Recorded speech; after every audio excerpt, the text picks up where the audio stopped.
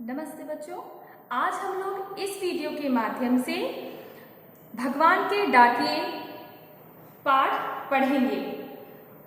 इन पंक्तियों को पढ़ेंगे और इसके अर्थ को समझेंगे।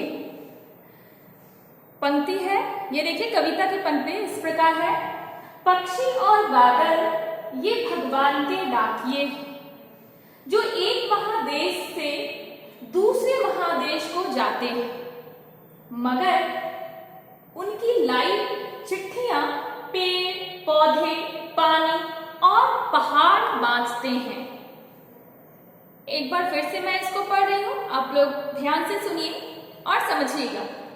पक्षी और बादल ये भगवान के डाकिए हैं, जो एक महादेश से दूसरे महादेश को जाते हैं, मगर उनकी लाई चिट्ठियां पेड़ पौधे पानी और पहाड़ बांचते हैं।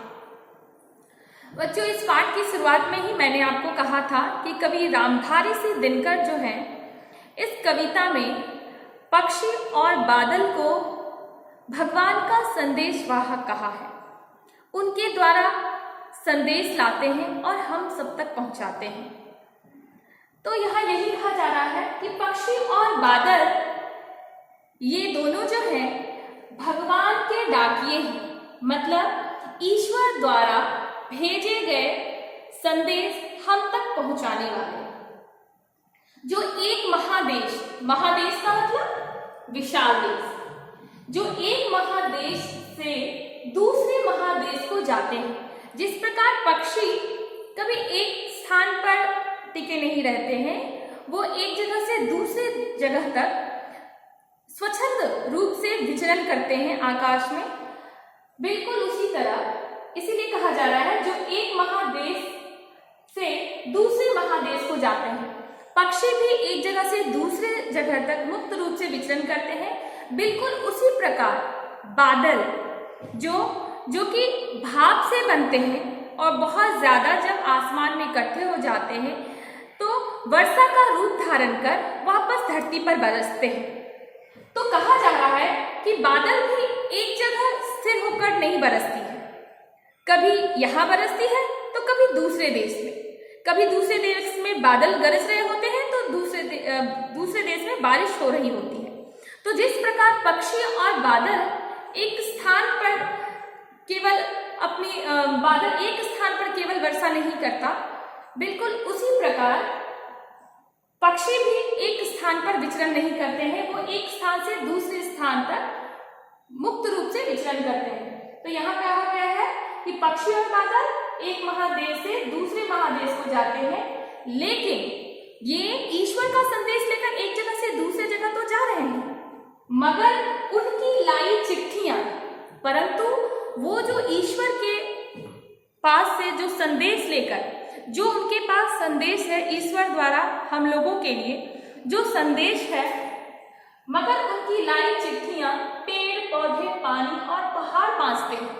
कहते हैं उनके द्वारा लाई गई चिट्ठियां मतलब संदेश जो लाए गए हैं, उसको कौन समझ पाते हैं?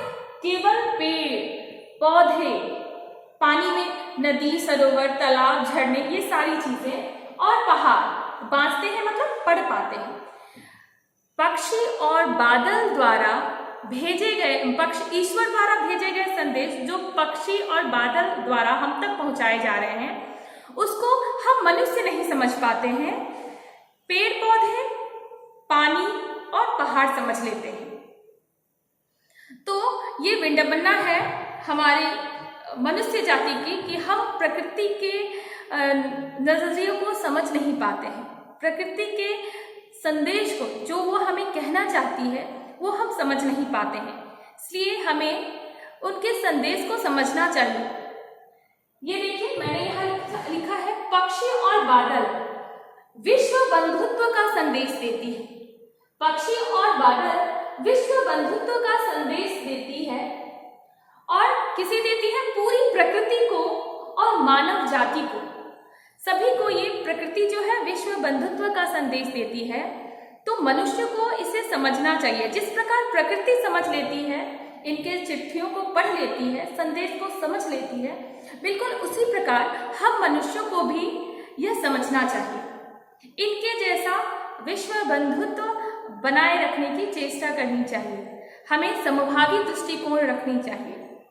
तो आज की इस कविता के माध्यम से हमने ये जाना। अगली वीडियो में मैं आपको इसके आगे की पढ़ाई कराऊंगी।